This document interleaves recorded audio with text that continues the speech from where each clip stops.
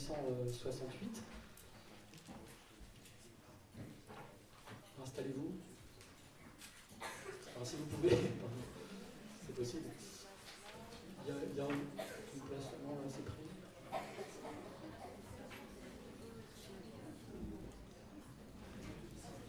Donc, alors, le PHE, l'école pratique des hautes études, elle compte aujourd'hui 3 sections. La section des sciences de la vie et de la terre, la section des sciences religieuses et la section des sciences historiques et philologiques.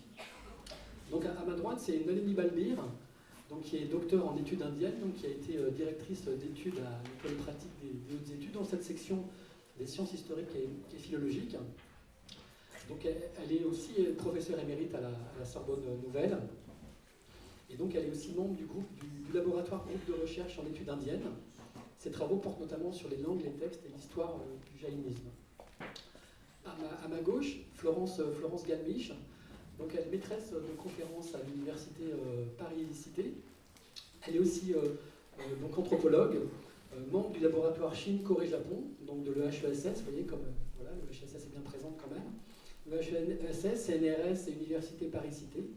Et elle est membre junior de l'Institut universitaire de France, donc spécialiste de la Corée et des religions contemporaines. Voilà, donc moi je représente la section des sciences religieuses de l'EPHE. J'ai passé un doctorat il y a une dizaine d'années donc dans cette section sur le bouddhisme japonais médiéval.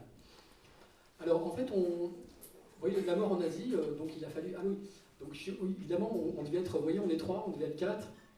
Donc notre ami et collègue Vincent Gossard s'excuse, en fait, il est souffrant. Rassurez-vous, il est bien vivant, mais il est souffrant, il ne pouvait pas venir aujourd'hui, s'en excuse, il est désolé. Donc voilà, on sera tous les 3. Pour l'instant, personne ne bouffe, donc voilà, tant mieux. Et aussi, voilà, donc on a pensé à la mort en Asie, donc Inde, Chine, Corée, Japon, donc ce sera Inde, Japon, Corée. On a pensé un temps à la mort en Orient, vous savez, donc aussi en mémoire et en référence de ce grand historien des mentalités, Philippe Ariès, qui est né ici même à Blois en 1914, donc qui était blésois. Et en fait, voilà, vous connaissez sans doute ses travaux sur la mort en Occident, l'homme devant la mort, essai sur la mort en Occident.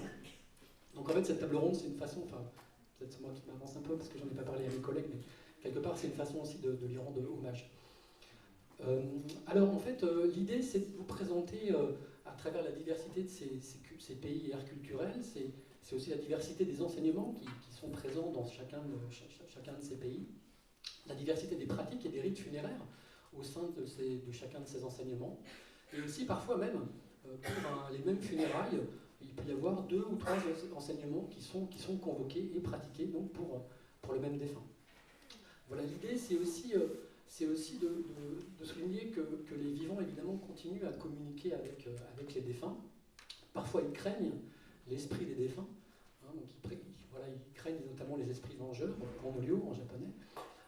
Et aussi, l'idée, c'est que les défunts ne sont pas vraiment morts. Hein, ils restent vivants, soit parce qu'ils transmigrent dans le cycle des naissances et des morts, ce qu'on appelle le cycle du samsara, soit parce qu'ils peuvent devenir aussi des esprits divinisés et devenir ancêtres du clan et aussi protecteurs de ce clan ou de cette famille. Voilà, donc je vais tout de suite donner la parole à Nalini Balbir. Donc, vous savez, l'Inde, évidemment, c'est la terre de naissance de l'hindouisme, mais aussi du bouddhisme, et aussi d'un enseignement qui est moins connu en Occident, qui s'appelle le jaïnisme. Donc, en fait, vous connaissez Mahavira, ce qu'on appelle le grand héros, qui est le 24e et dernier de cette lignée des maîtres éveillés du jaïnisme. Et aussi, donc, il est je crois, contemporain du Bouddha. Oui, tout à fait. Je vais prendre peut-être ce micro. C'est bon, vous m'entendez là? Donc, effectivement, si on parle de la mort en Inde, on peut évoquer des dizaines de sujets et des angles très très divers. Et donc là, j'ai choisi un angle bien précis, qui sera de parler de la tradition donc Jain, qui n'est pas la tradition religieuse la plus connue en Inde, mais comme le disait donc Bertrand, il s'agit d'une tradition qui est née en Inde au VIe siècle avant notre ère. Donc le maître, si vous voulez, c'est Mahavira, qui est un maître donc éveillé, que l'on peut comparer par certains aspects au Bouddha, et dont il a été d'ailleurs le contemporain. Et cette tradition du jainisme donc, est toujours présente en Inde aujourd'hui. il y a environ 5 millions d'Indiens, c'est très peu, puisque la population de l'Inde est de plus de 1,4 milliard, mais donc c'est une minorité extrêmement importante sur le plan économique, sur le plan religieux, et également pourvue d'une tradition très très longue, sous la forme de textes écrits en différentes langues, et également donc présente aujourd'hui, ce qui fait que l'on peut observer ces pratiques à travers les communautés actuelles. Ces communautés, ce sont d'une part donc des moines et des nonnes, et d'autre part donc des fidèles comme vous et moi, si je puis dire, qui travaillent, qui vivent en société, etc. Et donc la manière d'organiser la société est aussi un peu comparable à celle du bouddhisme. Mais donc c'est une tradition particulièrement riche, sur laquelle j'ai eu l'occasion de travailler donc toutes ces années. Et là, je viens de terminer un livre en français sur le jainisme qui paraîtra aux éditions du CERF, donc début 2024, parce qu'en fait, il s'agit d'une tradition qui n'est pas encore très très connue. En tout cas, en France, la bibliographie sur le jainisme est encore assez maigre en français, alors qu'en anglais ou dans d'autres langues, enfin surtout en anglais, il y a énormément d'ouvrages. Voilà. Donc aujourd'hui, je vais parler donc des sujets de trois aspects qui sont indiqués donc sur la diapositive de titre. Donc dernière heure, mort volontaire, le moine défunt et les vivants. Donc il y a un lien, si vous voulez, entre ces trois points, mais donc ce sont trois aspects si vous voulez, que j'ai choisis comme étant significatifs et que je vais donc aborder. Mais pour commencer, je voudrais vous citer d'abord trois versets de la Bhagavad Gita. Vous avez peut-être déjà entendu le nom, ou Chant du Seigneur, donc un classique de l'hindouisme qui est écrit en sanskrit. Et ces trois versets, que je vais bien sûr vous lire en français, eh bien, ils ont la particularité d'être récités par les Indiens, souvent au moment du décès d'un proche. Et ces trois versets disent « De même que l'âme passe dans le corps à travers enfance, jeunesse et vieillesse, de même elle prend un autre corps. Le sage n'en est pas troublé. De même qu'on laisse d'anciens vêtements pour en mettre de nouveaux, de même l'âme incarnée laisse d'anciens corps pour en prendre d'autres, nouveaux. Pour qui est né, la mort est certaine, et certaine la naissance pour qui est mort. C'est pourquoi il ne faut pas souffrir de ce qui est inévitable. » Ces versets mettent en avant la notion de réincarnation, ainsi que la continuité immédiate entre cette vie et la suivante. Ils expliquent, cette continuité explique la pratique généralisée en Inde de l'incinération et l'absence de l'inhumation. En effet, l'intégrité du corps n'a pas d'importance. L'hindouisme partage ces notions avec les deux autres principales traditions religieuses de l'Inde ancienne, donc le bouddhisme et le jainisme, ces deux derniers donc nés au 6e siècle, 5e siècle avant notre ère.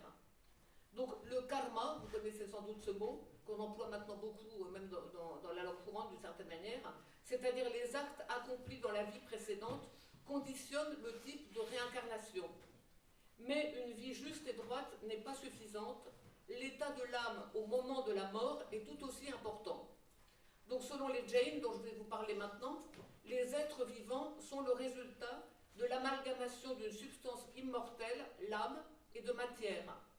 Cette interpénétration produit du karma, c'est-à-dire un agrégat dynamique de particules subtiles qui sont tenues ensemble par le corps karmique. La mort se produit lorsque le principe de vie et les atomes de matière explosent. Les configurations individuelles de ces corps résultent dans tous les êtres vivants qui peuplent les trois étages du monde. Donc vous voyez ici une figuration du monde sous la forme d'un homme cosmique. Donc les trois étages du monde, supérieur, médian, inférieur. Et donc ces êtres vivants peuvent être incarnés comme humains, dieux, êtres infernaux, animaux ou plantes. Lorsque le corps se désintègre, l'âme qui lui est liée génère un autre corps.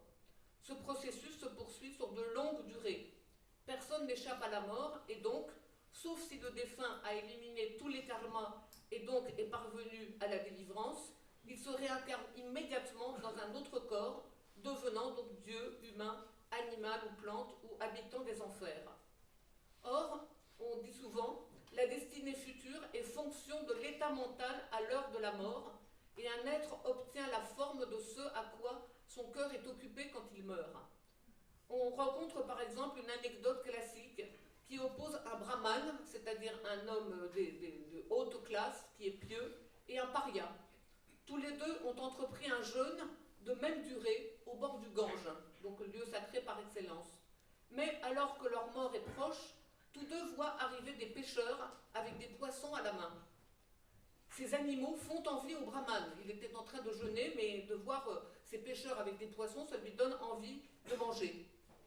Même s'il n'a pas rompu son jeûne, rien que cette pensée fait qu'il va se réincarner dans son existence suivante en pêcheur.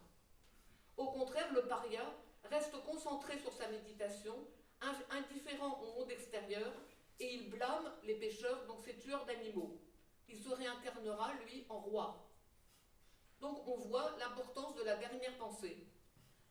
Par contre, si on éprouve par exemple un désir de royauté, de victoire sur un ennemi, d'objets mondains ou immoraux pour une vie à venir, donc cela est considéré comme une sorte d'épine, en tout point négative, qui est capable d'amoindrir ou même d'annihiler une vie entière de piété.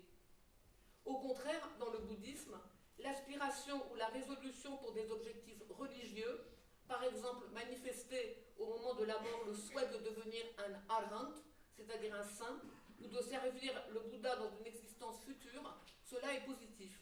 Mais parce qu'il s'agit d'un souhait qui n'est pas mondain, mais une aspiration à quelque chose de moral.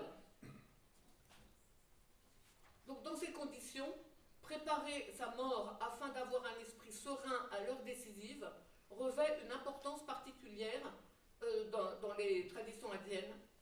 Par exemple, un texte bouddhique décrit comment des moines, des amis présents au chevet d'un mourant, rendent hommage au Bouddha pour inciter ce mourant à des pensées pieuses.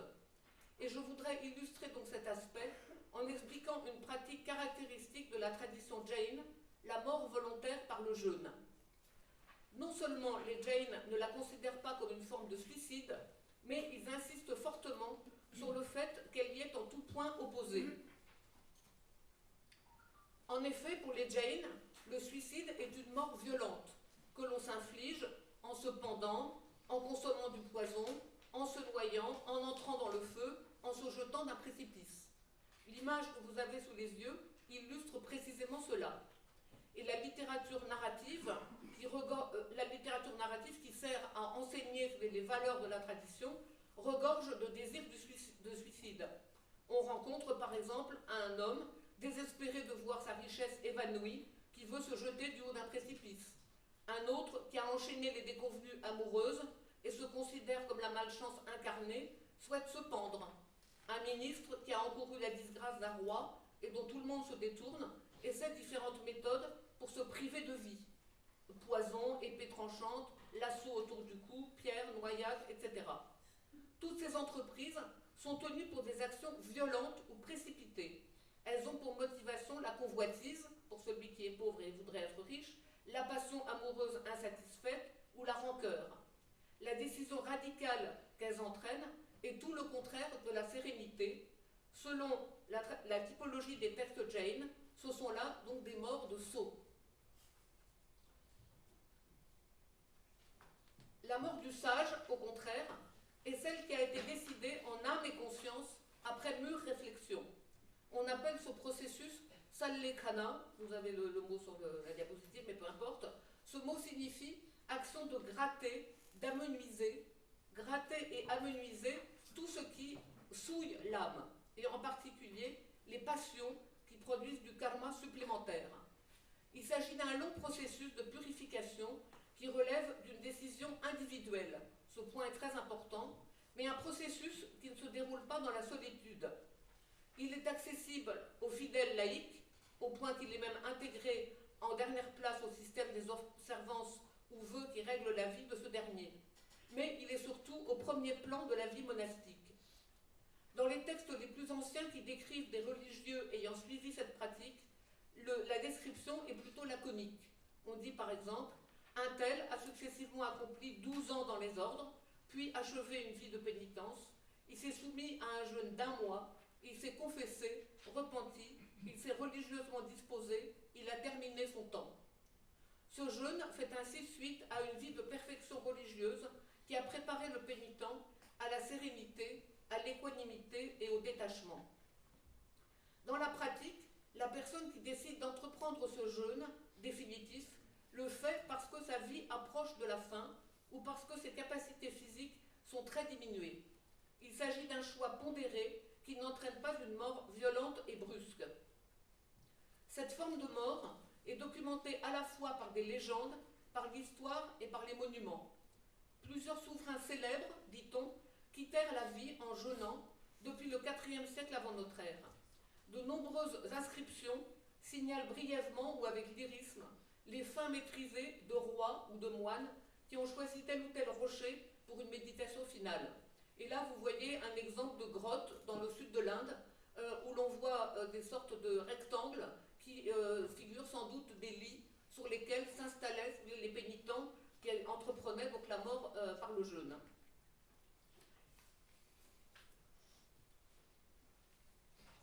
Donc, mais le plus souvent, le futur pénitent annonce sa décision au groupe qui le soutiendra par une présence assidue à ses côtés.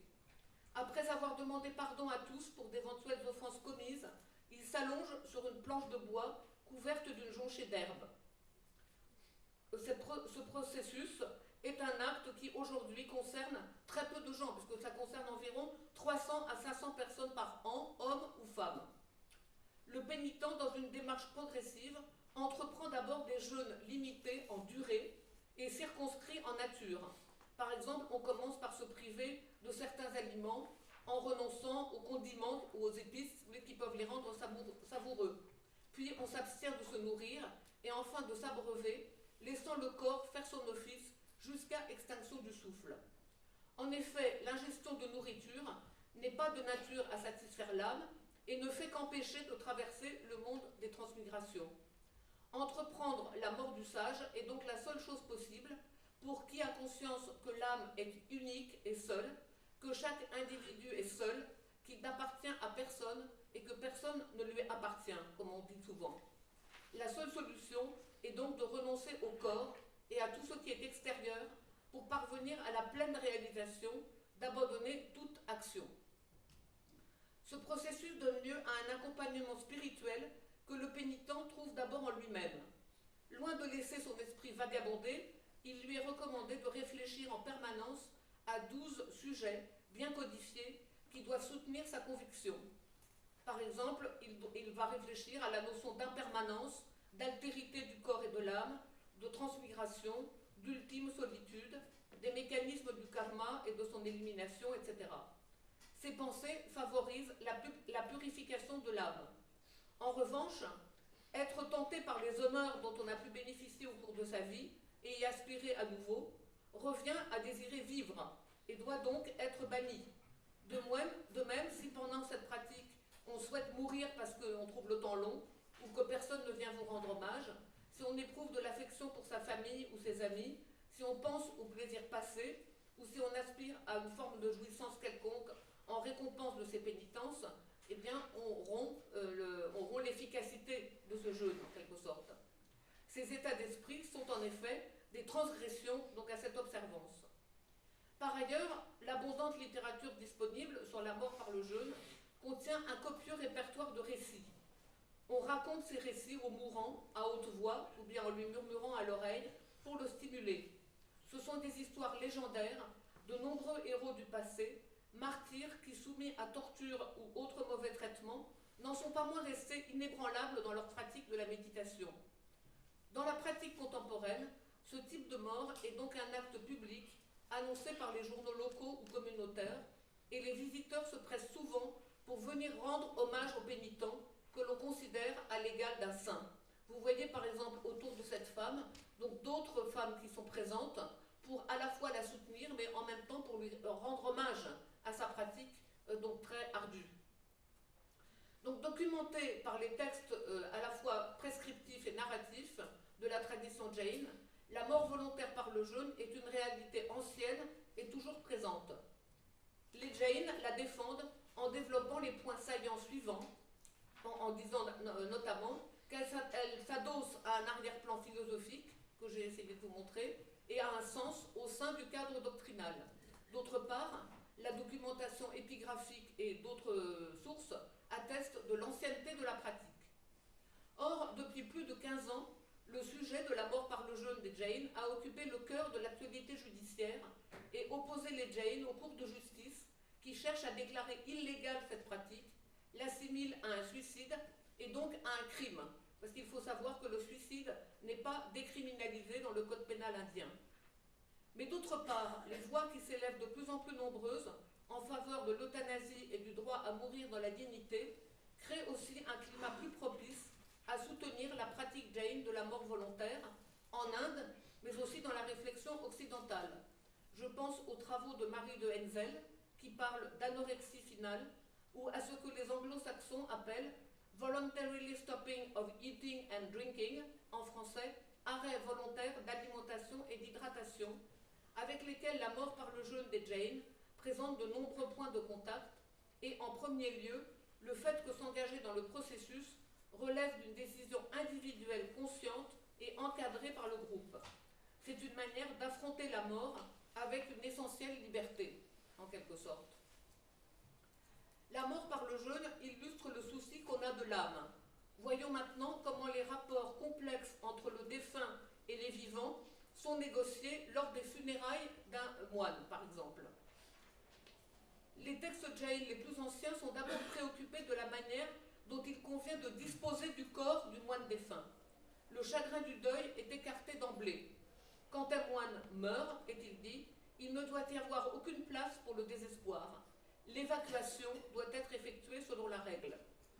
Sous une forme souvent cryptique, on retrouve dans les prescriptions des textes jain les étapes que discernent les anthropologues pour bien d'autres sociétés antiques.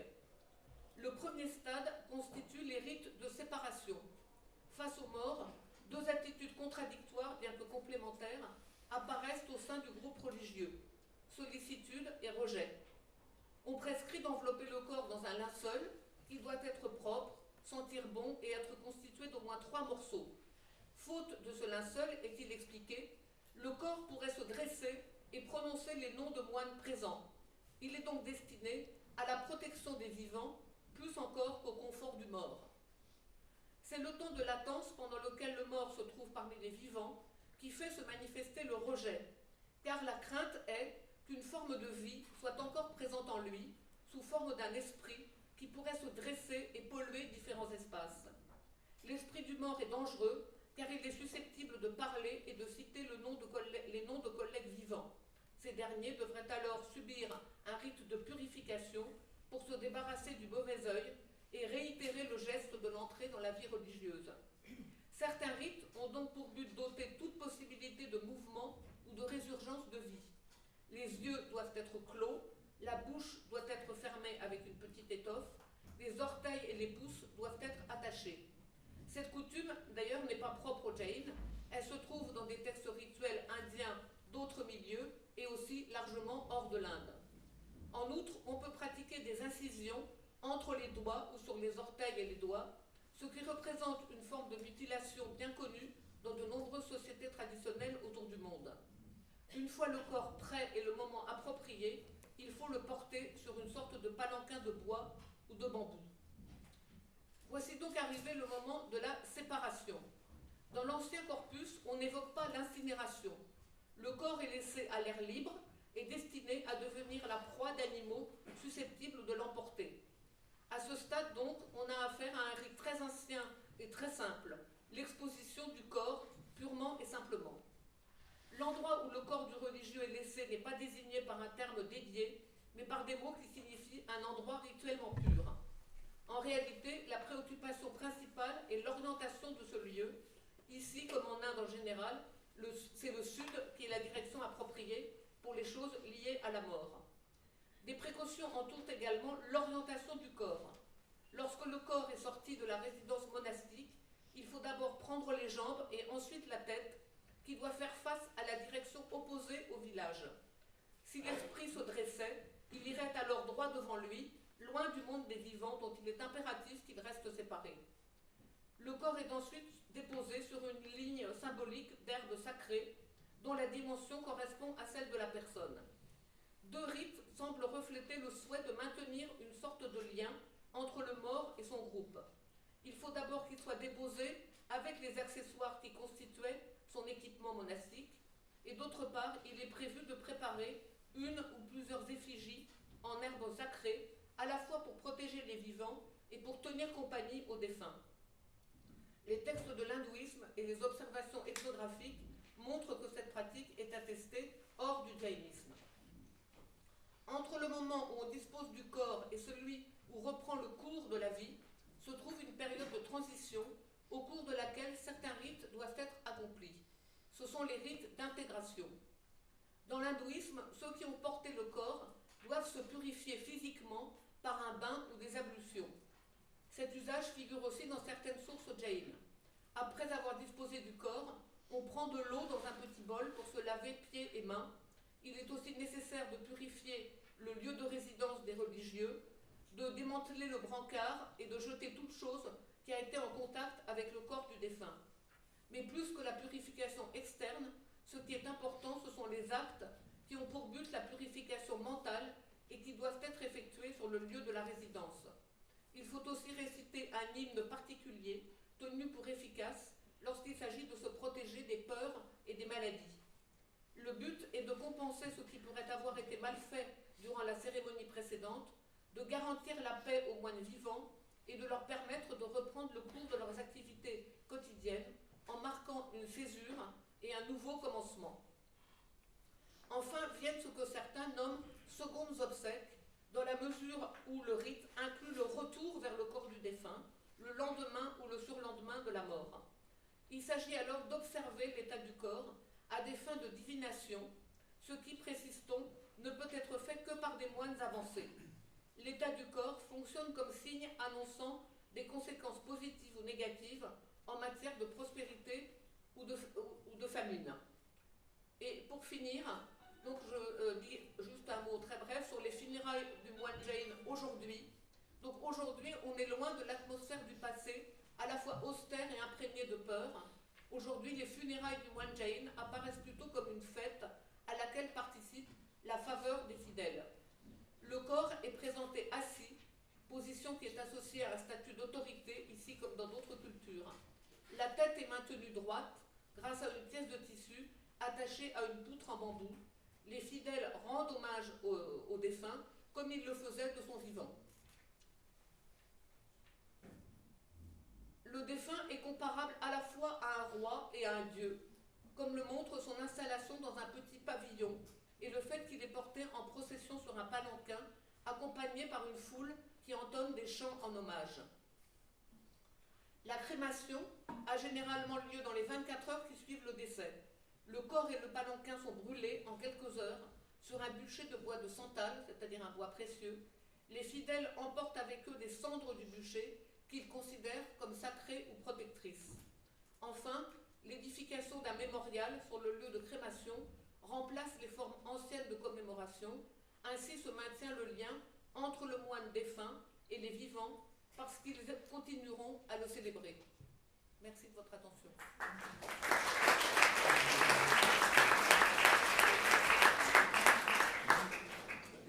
Merci beaucoup, Nalini. Très intéressant. Donc, on souhaitait, j'ai oublié de le dire, laisser quelques minutes après chaque intervention. Donc, il y a un micro sans fil. Donc, si vous souhaitez, voilà, si vous avez des questions, des remarques, alors assez courtes évidemment, assez concises, enfin plutôt concises. Pas forcément. Monsieur ?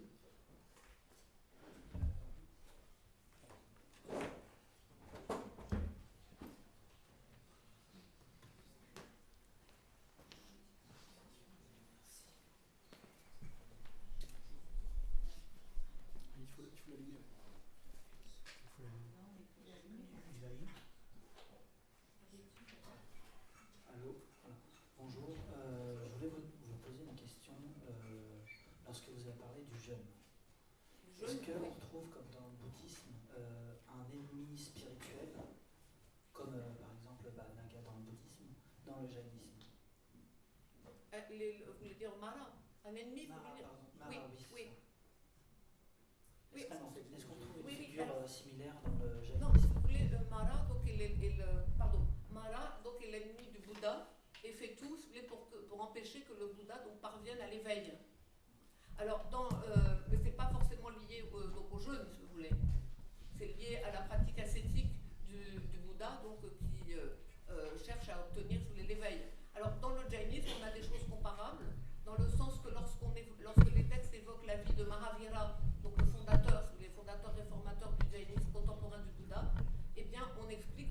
avant de parvenir à l'équivalent de l'éveil qui dans le jaïnisme s'appelle l'omniscience, il a eu une période qui peut durer 12 ans d'attaques qui étaient lancées, si vous voulez, par des adversaires, donc contre lui.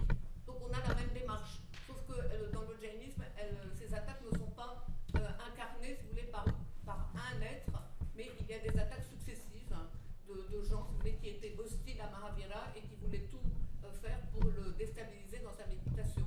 Donc on a un cheminement comparable.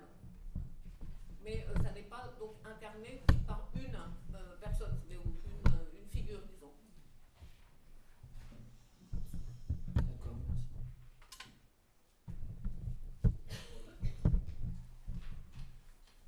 Parmi les rites que vous avez donc évoqués, donc quels sont ceux qui ont une parenté avec les rites hindous? Alors, c'est vraiment très différent. Alors, parmi les rites que j'ai évoqués, pour les rites funéraires par exemple, alors, non, il y a des choses qui sont comparables, mais vous voulez, avec ce qu'expliquent les Jains, donc dans leurs textes les plus anciens, j'ai l'impression qu'on a affaire à une strate un peu, enfin la strate la plus ancienne en quelque sorte de la tradition de l'hindouisme. Par exemple, vous voulez, le rite qui consiste à exposer le corps plutôt qu'à l'incinérer. Donc ça, c'est quelque chose qu'on trouve aussi dans la tradition de l'hindouisme, mais seulement dans certains textes de type magique qui représentent le corpus de l'Atharva Veda, donc qui sont des textes particulièrement anciens. Donc ça ne représente pas l'hindouisme mainstream, si on peut dire, voyez, courant principal, classique. Mais par ailleurs, lorsque par exemple j'ai mentionné, si vous voulez, le fait que après donc avoir disposé du corps du défunt, donc les religieux reviennent et donc doivent se laver les mains et les pieds, etc. Si vous voulez. Ça, c'est comparable à des rites que l'on trouve dans l'hindouisme. Parce que dans l'hindouisme, après le rite funéraire, donc il faut prendre en quelque sorte un bain rituel. Donc on a des points de contact, si vous voulez, entre les rites funéraires jain et les rites funéraires hindous. Et d'autre part, en ce qui concerne le jainisme, donc là j'ai parlé des rites funéraires relatifs donc aux religieux. Mais les rites funéraires, les rites funéraires ordinaires, disons pour n'importe quel jain, enfin comme vous et moi en quelque sorte, là sont beaucoup plus proches de des rites qui sont observés par les hindous. Les jains ont toujours été une minorité en Inde, donc ils étaient au contact de la société majoritairement hindoue. Donc il y a forcément une grande interpénétration de certains rites, de certains actes, de certains gestes, etc. Donc on ne peut pas de toute façon considérer les Jains dans l'isolement. Ils ont toujours été partie d'une société beaucoup plus large qui avait d'autres coutumes, mais qui les ont donc aussi influencés.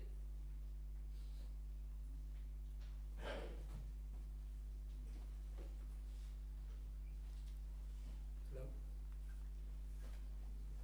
Il faut passer le micro.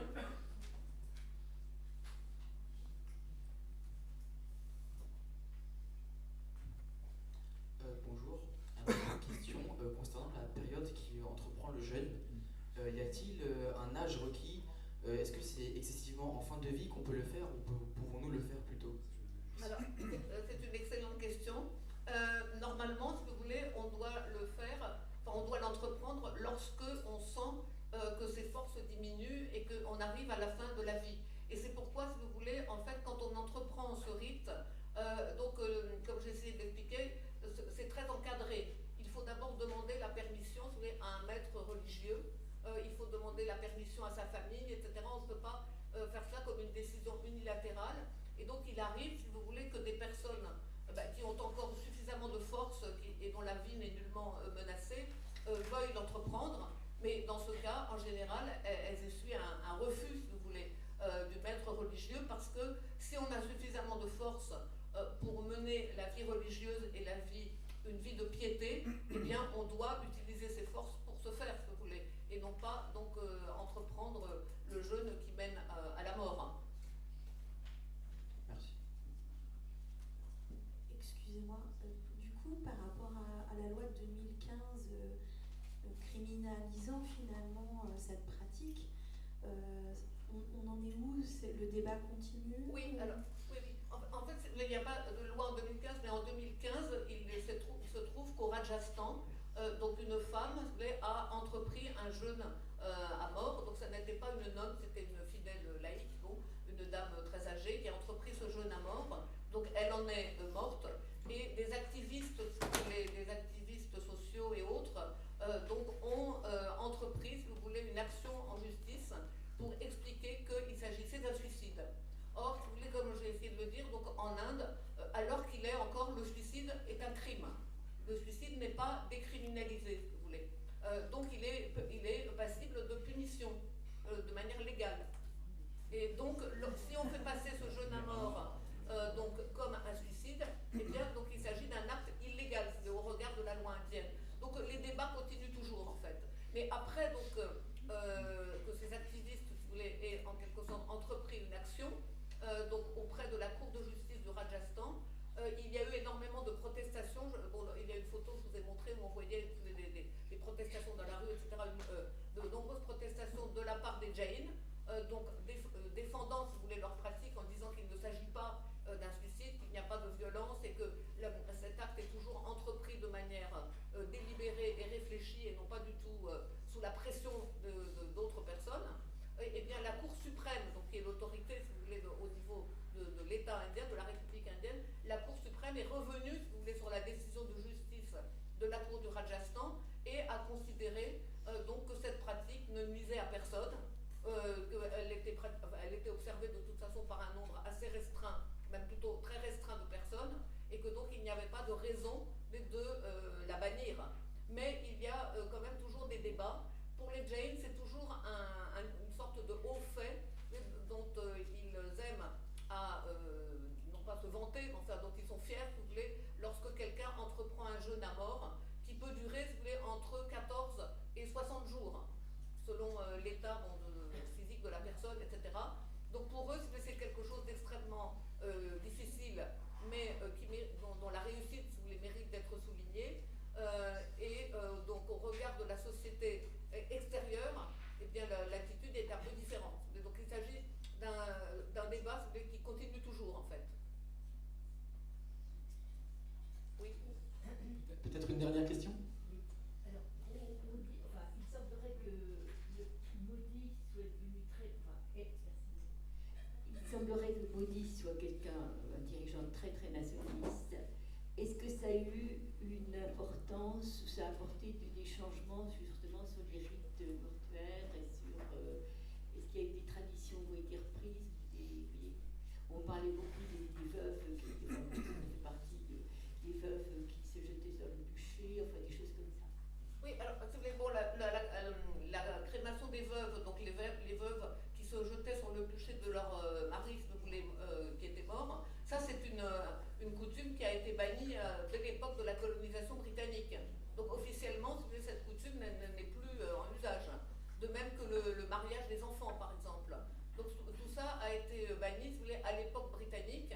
Et donc je ne pense pas que ça, si vous voulez, ça revienne quand même, parce que la société indienne, si vous voulez, a avancé depuis. Et même si Modi, effectivement, est très nationaliste et veut revenir à des choses, si vous voulez, antiques, dont certaines sont quand même légèrement absurdes, disons-le, je ne pense pas qu'on puisse en revenir, si vous voulez, à ces usages. Mais en ce qui concerne, si vous voulez, le jeûne à mort, la colonisation, enfin le gouvernement britannique, si vous voulez, lors de la colonisation, n'a pas été très affecté, si vous voulez, ou n'a pas vraiment mis sur le devant de la scène cette pratique, parce qu'en fait, elle concerne quand même très peu de gens. Vous voulez. Là maintenant, on commence à parler pas mal de ce sujet, la mort volontaire par le jeûne, parce qu'il y a donc des débats actuels sur la fin de vie, etc., un peu partout, et donc ça peut prendre place, si vous voulez, au cœur de ce débat. Mais dans la pratique, si vous voulez, même actuelle, comme je le disais, ça ne concerne pas plus de quelques centaines de personnes par an, ce qui à l'échelle indienne est vraiment rien du tout, si vous voulez. Donc il faut garder quand même le sens des proportions malgré tout. Merci, c'est très intéressant. Vraiment, ça soulève beaucoup de questions. Donc s'il nous reste du temps à la fin, il y aura encore un peu de temps pour des questions.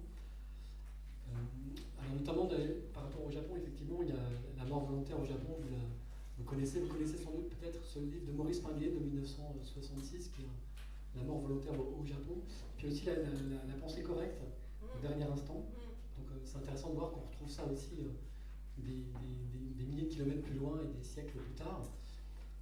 Alors quand le bouddhisme quitte l'Inde, justement, et quand il arrive au Japon, donc il a 1000 ans d'existence, et quand il arrive au Japon, l'archipel japonais est le territoire de prédilection d'esprit. Ah oui, c'est vrai qu'il faut lancer. Merci. Merci. Donc l'archipel japonais est le territoire de prédilection d'esprit qu'on appelle des kami, qui sont des forces qui animent l'ensemble des entités naturelles. Alors là, c'est juste des termes, hein, donc voilà, c'est pour vous aider un peu à suivre. Des forces qui animent l'ensemble des entités naturelles, donc elles sont le plus souvent sans représentation ni visage, mais dotées d'une force particulière.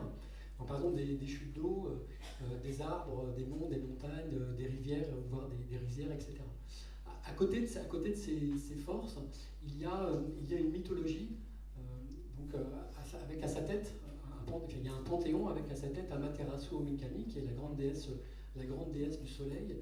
Et donc, elle est entourée, donc elle préside un nombre important de dieux et de divinités shinto, hein, de culte shinto. Et en fait, le troisième élément qui vient composer ce paysage religieux japonais avant l'introduction du bouddhisme, c'est aussi ce qu'on appelle les esprits divinisés des ancêtres, donc qui sont aussi associés à des kami. Donc vous voyez, dans ce Japon ancien, il y a donc ces forces qui animent ces entités naturelles, ce panthéon shinto avec à sa tête Amaterasu, et qui est l'ancêtre de la lignée impériale d'un empereur japonais, donc et d'ascendance divine. Et puis aussi donc ces kami qui sont aussi des esprits divinisés, des ancêtres. Alors, en fait, on a tendance à penser à supposer que le Shinto au Japon préexistait, enfin ce qu'on appellera par la suite Shinto, c'est-à-dire ce culte des kami, on a tendance à le faire préexister au bouddhisme. En fait, les deux enseignements, bouddhistes et Shinto, se sont à peu près pendant 13 siècles constitués conjointement, si vous voulez, en symbiose. Hein, donc en fait, ce qu'on peut dire la véritable religion du Japon, c'est ce qu'on appelle le syncrétisme shinto-bouddhique.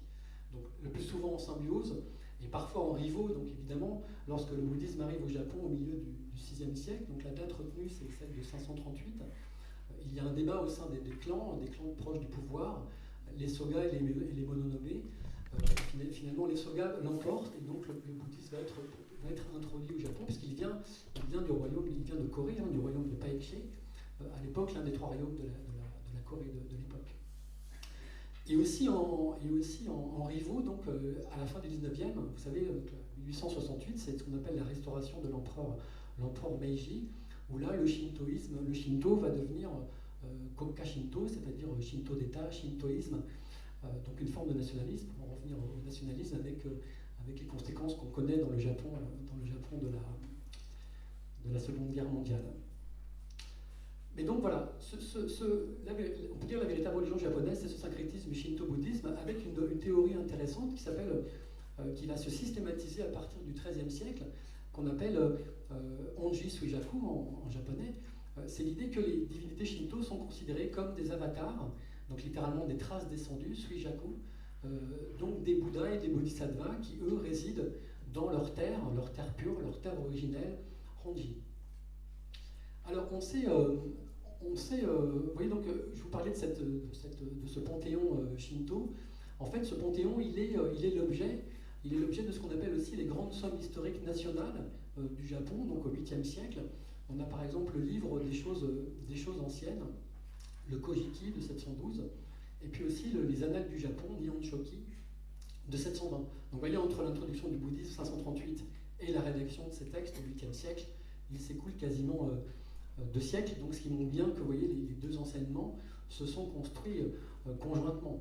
D'ailleurs, le terme Shinto, c'est ce qu'on appelle la voie des dieux, hein, ça fait référence à Butsudo, la voie du Bouddha. Donc vous voyez, les deux enseignements se sont bien constitués conjointement. Alors en fait, on sait assez peu de choses sur la mort et l'après-vie au Japon avant l'introduction du bouddhisme.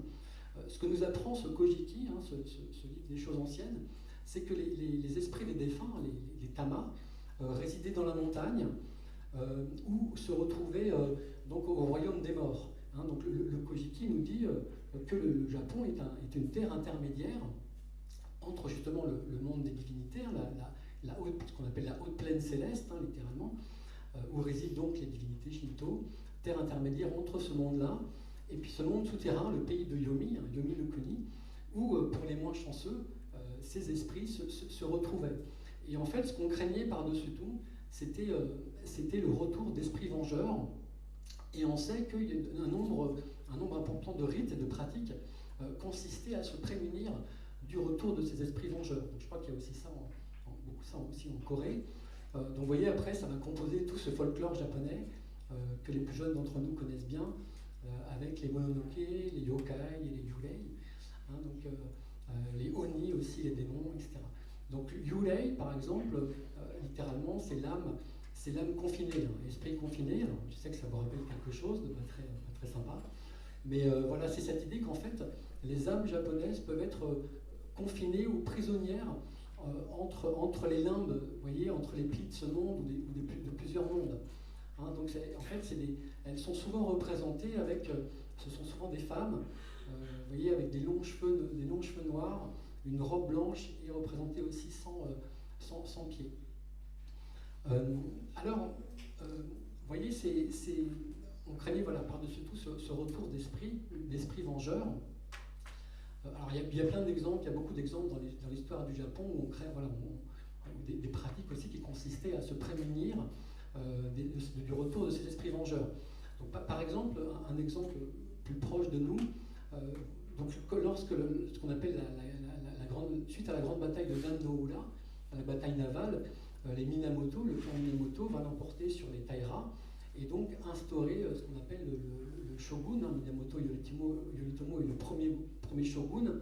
Et l'une des premières mesures que vont prendre les guerriers, en fait, c'est de construire 84 000 reliquaires pour apaiser les esprits de tous ces morts durant ces batailles qui ont mené les guerriers au pouvoir.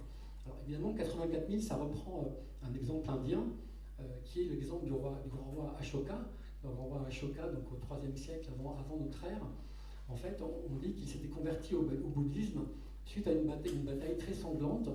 Et après sa conversion, il avait décidé, je ne me trompe pas, Naomi, tu me diras, il avait décidé de construire là aussi 84 000 reliquaires en mémoire des défunts dont il était à l'origine. 84 000 évidemment renvoie aux enseignements du Bouddha, on dit que c'est 84 000 corbeilles, 84 000 enseignements. Alors, j'avance un petit peu, et ce sera l'essentiel de mon propos. Donc en fait, on sait que très tôt, le bouddhisme va prendre en charge la mort au Japon, essentiellement pour deux raisons.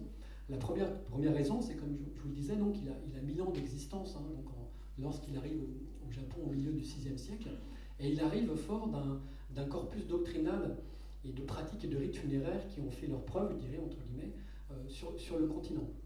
Donc par exemple, il y a cette notion qu'on retrouve évidemment dans la cosmologie hindoue à l'origine, ce qu'on appelle les 6 mondes, hein, les 6 mondes de migration du samsara, qui composent le samsara, le cycle des naissances et des morts. Donc vous savez, les êtres migrent dans l'un de ces 6 mondes. Et en fait, l'idée, c'est juste. Donc ces 6 mondes sont le royaume de Mara, justement, le dieu de la mort, qui gouverne, qui préside ces morts. Et l'idéal du bouddhisme, évidemment, c'est de s'extraire, d'atteindre le nirvana et de s'extraire de ces 6 mondes. L'exemple, alors je ne crois pas que ce soit le premier d'ailleurs, mais l'exemple du Bouddha, voilà, c'est le Bouddha Shakyamuni en Inde. Il atteint le nirvana et il se libère de l'emprise de ces 6 mondes. Et en fait, il y a aussi, donc, parallèlement à cette notion, il y a ce qu'on appelle la notion de terre pure, donc, qui rejoint l'idée de nirvana. Hein, donc il est possible d'atteindre une terre pure et de s'extraire de ces 6 voies du samsara.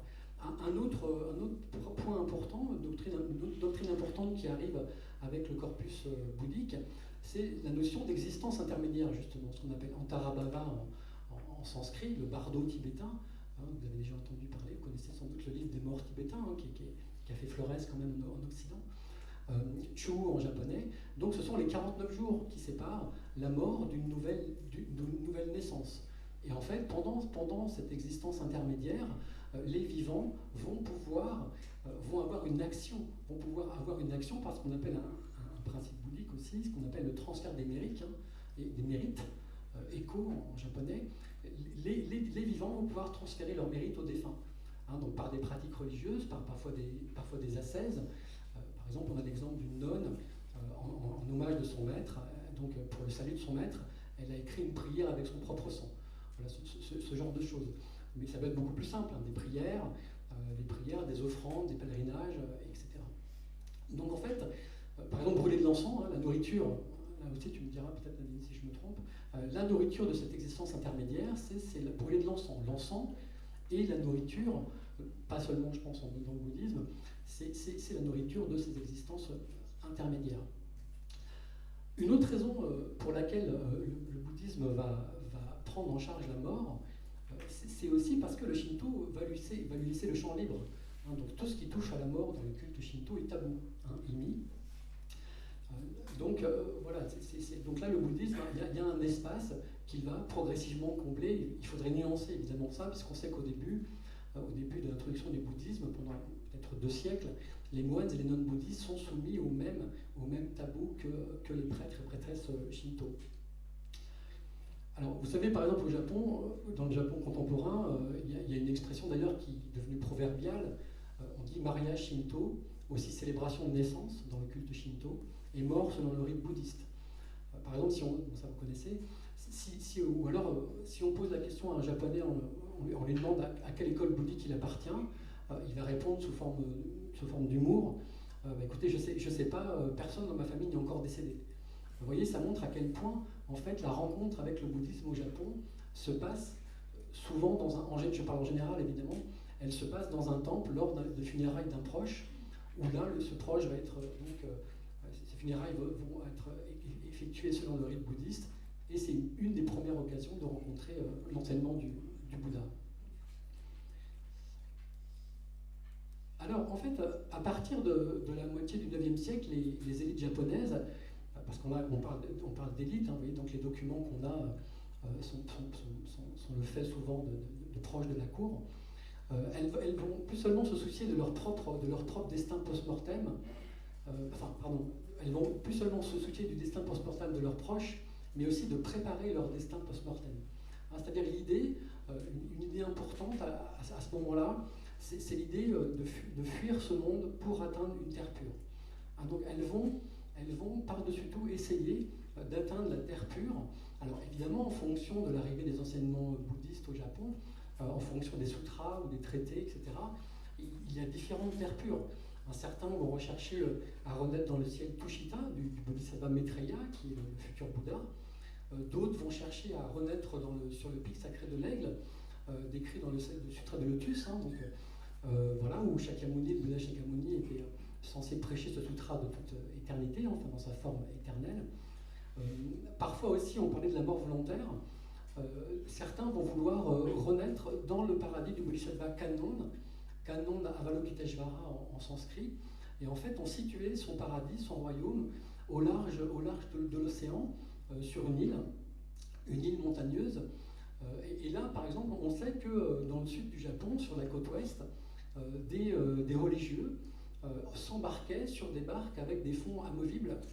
Et au large, donc, ils ouvraient le fond de la barque et tout le monde mourait, enfin, ceux qui étaient évidemment dans la barque, mouraient par immersion, avec cette volonté de renaître dans cette terre du Bodhisattva Kannon. Mais en fait, la terre pure la plus recherchée était celle du Bouddha Amida, donc la terre pure de l'Ouest, donc située à l'Ouest. On dit Sukhavati en sanskrit, une terre de félicité. Et en fait, on pouvait renaître dans cette terre en récitant ce qu'on appelle le Nembutsu, la formule d'hommage au Bouddha Amida, donc Namu Amida Butsu en japonais. Et en fait, à l'image des Jaïns, s'est développée cette pratique de la pensée correcte au moment de la mort. Il fallait maintenir, en termes modernes, on dirait une forme de pleine conscience, mourir en pleine conscience. Il fallait pouvoir mourir avec cette pensée correcte en invoquant le Bouddha Amida et en visualisant la venue de ce Bouddha. Donc, par exemple, excuse-moi, merci. Voilà, c'est une image qui date de l'époque de Kamakura, d'un temple de Kyoto. En fait, il y avait un officiant, d'ailleurs c'est la question que je voulais te demander, Nalini, s'il y avait aussi des officiants jaïns qui soutenaient le mourant à maintenir cette pensée correcte. Au Japon, on sait qu'il y avait ce qu'on appelle un Zen Shishiki. Zen Shishiki, en fait, c'est littéralement le bon ami bouddhique, mais c'était l'officiant qui aidait le mourant à maintenir cette pensée correcte au moment de la mort. Parce qu'évidemment, avoir cette pensée correcte nous permettait de renaître dans le paradis du Bouddha Amida, mais le piège, c'était évidemment d'avoir une pensée incorrecte au moment de la mort, et donc de pouvoir potentiellement renaître en enfer. Donc, il y avait ce rôle, donc je crois qu'il y a des officiants aussi beaucoup, peut-être en Corée, en France. C'est pas répondu. Alors peut-être en Chine, il me semble. Peut-être des officiants confucéens. Donc il fallait aider le mourant à maintenir cette pensée correcte. Donc c'est quelque chose qui s'est développé entre le Xe et le XIVe siècle. Et en fait, la figure de cet officiant va prendre de plus en plus d'importance au fil des siècles. C'est-à-dire finalement, la famille et le mourant vont s'en remettre complètement, vous voyez, à l'officiant pour maintenir cette pensée correcte. Donc par exemple, cet officiant, il apprenait aux défunts à éviter les pièges, à éviter le piège du démon, justement, entre guillemets, pour éviter de tomber dans les mauvaises voies. Vous voyez, ça ressemble un peu à ce qu'on appelle les ars moriendi du Moyen-Âge, du XVe siècle, en latin, vous voyez, donc, qui expliquait aux fidèles chrétiens comment mourir selon la foi chrétienne, justement en évitant certains pièges. Alors, à la différence peut-être du fidèle chrétien, qui mourait entouré de sa famille, là, on isolait le défunt, justement, pour pas qu'il ait autour de lui les proches, la famille, qui le maintenaient, si vous voulez, qui pouvaient potentiellement le maintenir dans le monde du samsara, par l'attachement que la présence des proches pouvait provoquer. Donc le défunt se retrouvait tout seul, la famille était isolée, et ce défunt était entouré de cet officiant religieux, une sorte de maître spirituel. Et vous voyez donc cette peinture de l'époque de Kamakura, on voit bien le Bouddha Amida, donc il fallait essayer de visualiser cette image, ce qu'on appelle une descente d'Amida, en japonais on dit Raigo, et au centre, donc c'est le Bouddha Amida, il est nimbé évidemment d'un soleil, et il apparaît au-dessus d'un paysage japonais. Donc il a à sa gauche le Bodhisattva Kannon, l'Avalokiteshvara, dont je vous parlais, qui tient dans ses mains une fleur de lotus, et à sa droite il y a le Bodhisattva Seishi. Et en fait l'idée c'était que, vous voyez, le Bouddha Amida, il a entre ses mains des fils, donc le mourant, lui aussi avait des fils à la main, et on reliait, donc le mourant était tourné vers l'ouest, donc en direction de ce paradis, de l'ouest, et il avait un fil qui le reliait, soit cette peinture, soit une statue, quand il pouvait en avoir évidemment, mais de toute façon, sinon il se tournait vers l'ouest. Mais vous voyez, symboliquement, il reste dans les mains du Bouddha Amida ces fils qui rattachent le défunt à ce paradis de l'ouest. Voilà, en ce qui me concerne. Je ne sais pas si vous avez des... Non, mais non, c'est pas vrai. Ah si, c'est-à-dire qu'on est vivant, c'est sympa, c'est quand on applaudit, c'est-à-dire qu'on est vivant. Merci.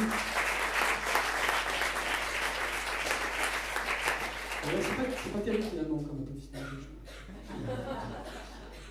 Donc peut-être vous avez des remarques ou des questions, ou peut-être vous espérez renaître dans la terre pure. Mais,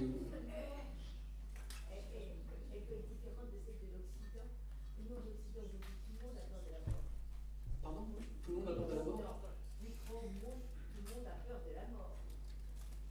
La mort est quelque chose que